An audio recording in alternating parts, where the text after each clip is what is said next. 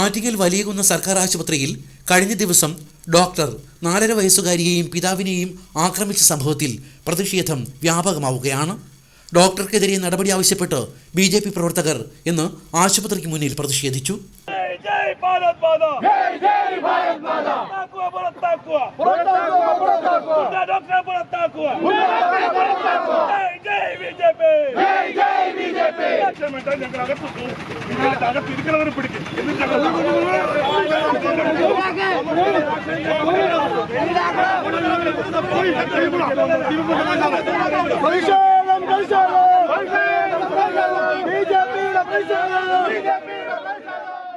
ആശുപത്രിയിലേക്ക് തള്ളിക്കയറാൻ ശ്രമിച്ച പ്രവർത്തകരെ പോലീസ് തടഞ്ഞു.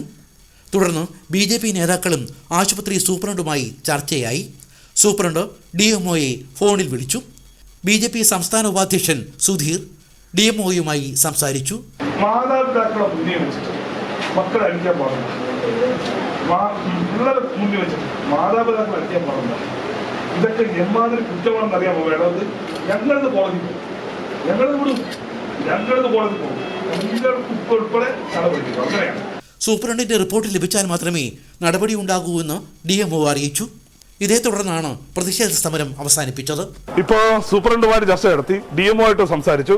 അതിന്റെ അടിസ്ഥാനത്തിൽ ഇന്നലെ കുട്ടിയെ മർദ്ദിച്ച ഡോക്ടർക്കെതിരെ കർശന നടപടി സ്വീകരിക്കുമെന്ന് DMO ഉറപ്പ് നൽകിയിട്ടുണ്ട്. ഒരു 3 ദിവസത്തെ സാവകാശം ഞങ്ങൾ പറഞ്ഞിട്ടുണ്ട്. ആ 3 ദിവസം കൊണ്ട് നടപടിക്രമങ്ങൾ പൂർത്തിയാക്കാമെന്നാണ് സൂപ്രണ്ടും DMOയും BJP നേതാക്കന്മാർക്ക് ഉറപ്പ് നൽകിയിട്ടുള്ളത്.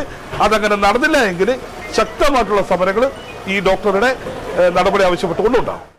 3 ദിവസത്തിനകം നടപടി ഉണ്ടായില്ലെങ്കിൽ പ്രക്ഷോഭ പരിപാടികൾ ശക്തിപ്പെടുത്തുമെന്ന് BJP നേതാവ് സുധീർ പറഞ്ഞു.